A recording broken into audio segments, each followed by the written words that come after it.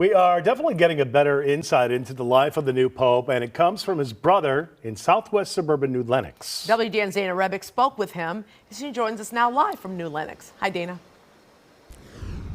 Good evening. Yes, his brother, such a kind and down-to-earth guy. He welcomed us right into his home where we had a chance to sit down and chat with him about his brother. He is so excited about this big news today, and he shared some candid things about him with us. He tells us that both of them enjoy doing New York Times games on their phones together, and he also shared what Chicago sports team he roots for.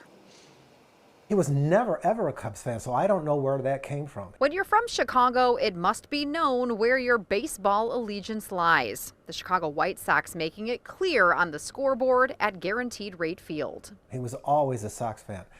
Our mother was a Cubs fan. I don't know, maybe that clued in there. And our dad was a Cardinals fan, so I don't know where that all came from. John Prevost says it's still all sinking in, finding out with the rest of the world today that his baby brother is the new pope.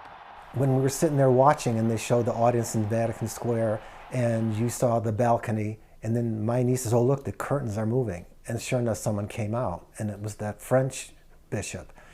And I heard our name. Robert Francis Prevost is the youngest, seen here on the left, John in the middle, and oldest brother Louis, who now lives in Florida, on the right. The family growing up in Dalton.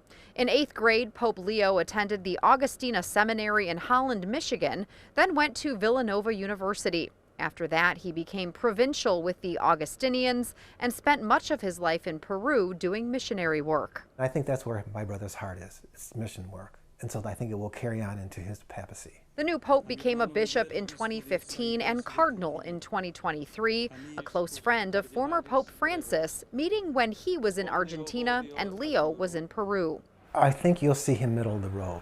He won't be far one way or the other. I think he will be a second Francis in terms of looking out for the disenfranchised. The last time John spoke with his brother was on Tuesday, the two joining in on some of their favorite games together. First we do our Words with Friends, and then we do Wordle. And then I ask questions like, well, have you thought of a name? And he mentioned Leo. I said, well, don't be Leo, because wouldn't you be Leo the 13th? And that would be unlucky. So he did his research, and it was Leo the 14th. While many might think his brother had yearned for this title, John Prevost says it wasn't that way. Did he want this? Not at all. Really? Yeah. And why? The responsibility. It's heavy. It's heavy on your shoulders. And I think being the first one from North America, being the first one American, people are going to be watching.